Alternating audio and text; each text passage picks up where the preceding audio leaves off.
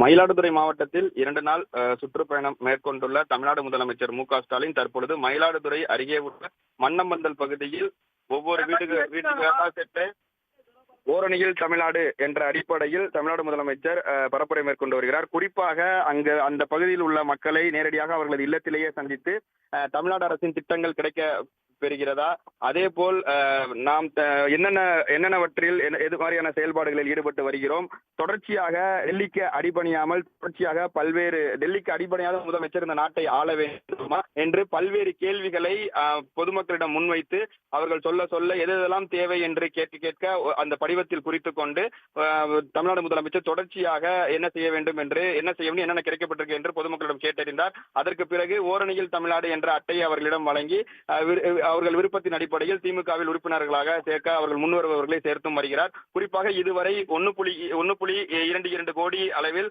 உறுப்பினர்கள் இந்த ஓரணியில் தமிழ்நாட்டின் அடிப்படையில் திமுகவில் இணைந்துள்ள நிலையில் தொடர்ச்சியாக இந்த ஓரணியில் தமிழ்நாடு திமுகவிற்கு கை கொடுத்து வருகிறது. அதன் அடிப்படையில் தான் மயிலாடுதுறையில் அரசு நிகழ்ச்சி உள்ளிட்ட கட்சி பல்வேறு நிகழ்ச்சிகளில் பங்கேற்கக்கூடிய தமிழ்நாடு முதலமைச்சர் தற்பொழுது மன்னமந்தல் பகுதியில் ஒவ்வொரு வீடுகளுக்காக சென்று பொதுமக்களை அவர்களது இல்லத்திலே நேரடியாக சந்தித்து ஓரணியில் தமிழ்நாடு என்ற அடிப்படையில் திமுகவில் இணைக்கக்கூடிய பரப்புரையை மேற்கொண்டு வருகிறார். தொடர்ச்சியாக தமிழ்நாடு முதலமைச்சர் ஒவ்வொரு இல்லத்திற்காக செல்லும் பொழுது அப்பகுதியில் உள்ள பொதுமக்கள் தமிழ்நாடு முதலமைச்சருக்கு குடிப்பதற்கு நீர் கொடுத்தும் அவர்களை உற்சாகமாக ஒரு வரவேற்பையும் அளித்து தமிழ்நாடு முதலமைச்சரை மகிழ்ச்சியில் ஆழ்த்தியுள்ளனர். மேலும் வீட்டில் உள்ள குடும்ப உறுப்பினர்கள் தமிழ்நாடு முதலமைச்சருடன் இணைந்து புகைப்படங்களையும் எடுத்து மகிழ்ந்து வருகின்றனர். தற்போது மன்னம்பந்தலில் ஓரணியில் தமிழ்நாடு நிகழ்ச்சியில் பங்கேற்றுள்ள தமிழ்நாடு முதலமைச்சர் இதற்கு பிறகு அருகே உள்ள தனியார் கல்லூரி மைதானத்தில் நடைபெறும் அரசு நிகழ்ச்சியில் கலந்து கொண்டு பல்வேறு நலத்திட்ட உதவிகளையும் வழங்க உள்ளார்.